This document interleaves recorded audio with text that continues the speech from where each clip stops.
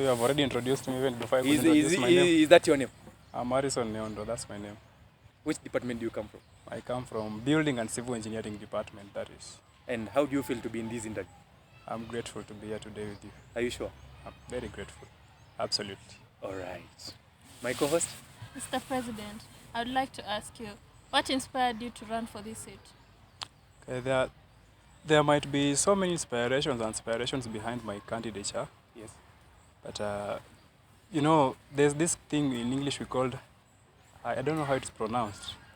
This eye for service and change. There are so many problems, more specifically affecting the welfare of students in KNP. As a leader, before you vie for any position, there are so many positions that one can vie for in this institution.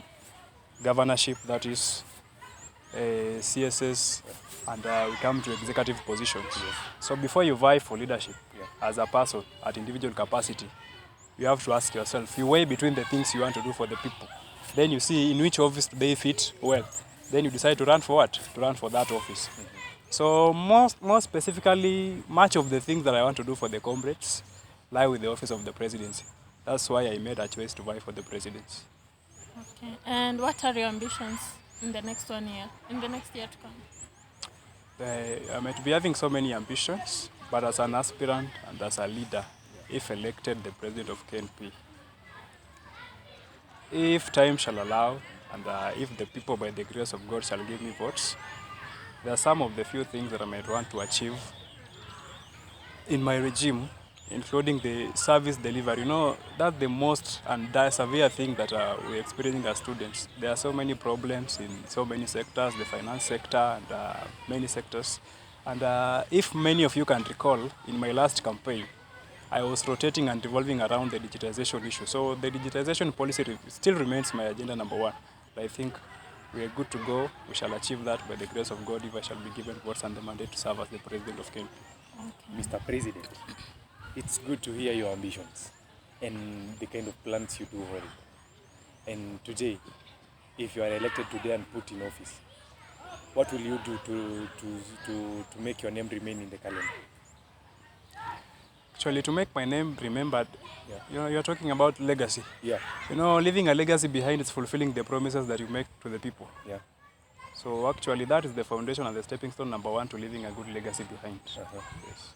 And Mr. President, we have been seeing your posters all around and going through all the circles. Can you please introduce those manifestos that you have printed in your posters? Actually, there is no single manifesto in my poster. My poster just advertises about me, myself, my names, and the position I'm asking for. And I've been walking around the ground, communicating with people, meeting with people. And I've said this year, I want this politics to be a comrade-centered politics. I don't want to come with an idea that suits me myself. I want to come up with an idea or with ideas that suit the people. That's why I'm traversing the ground and all those, getting the people's idea before I come up with the main manifesto. There shall be a manifesto launch. So don't be worried about that. And Mr. President, in my view, maybe there is some comrades all over there, they don't know you. What will you do to make them get to know you, or what will you do to see you unique from others? That's where now you people as the media come in. You are the one to introduce us to comrades. No, Mr. President, that's not our work. It's your duty and your mandate to introduce yourself to the public. How will you do? Actually, I'm traversing ground, having chit-chats with people. Yeah. And I believe by so doing, I'm creating a familiar tone with people. So I'm not a stranger anymore to some of the people that I've met on the ground. And which are the kind of tactics you're using to capture the comrades' mind? Oh yeah, I'm working one-on-one. So it's like the person-to-person approach. Yeah. When I go there, I don't send people, and I think that's what my fellow aspirants and candidates have been doing. So that's the main approach that we are doing. So the one-on-one, the comrade-to-comrade approach. So you get to hear from the people directly, and they get to hear from you directly. And Mr. President, and as you're doing your campaigns, do you use money? I think money is an ingredient for campaigns, but it depends with how you're using money. Maybe you can use money to manipulate people or money to run some logistical things here and there to use campaigns. So I don't know in which category. No, maybe you're buying votes or No. Changing your I people's cannot use money to manipulate voters. Yeah. You know, loyalty is not bought. Uh-huh. If someone subscribes to my idea, let them subscribe to my idea because they are good ideas, not because I've bought them. Yeah. And the moment you've been walking around, what do people say about you? Generally, I haven't met rebellion and negative things about me. Yes.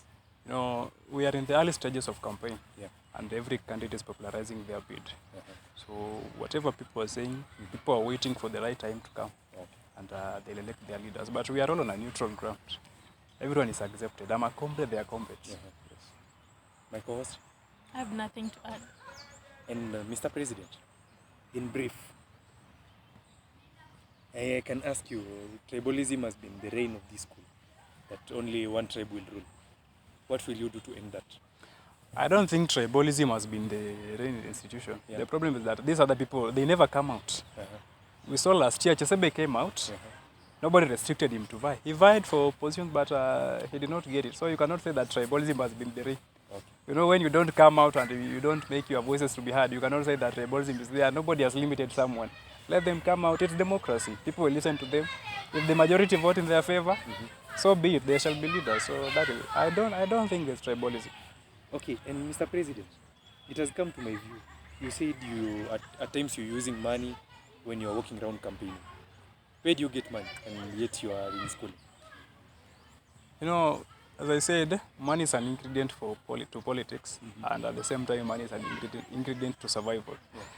You know, politics is all about networking. Yeah. And to be honest, to my fellow aspirants, those who have not declared and they are planning to come and declare, I cannot lie to you, and you cannot wish away money in politics and anything else. You must just have money. Hata kama ile kidogo yako ya kuzunguka nayo, so that's how it is. Okay, Mr. President, we have seen you have taken much of your time. And in brief, what will you tell comrades today?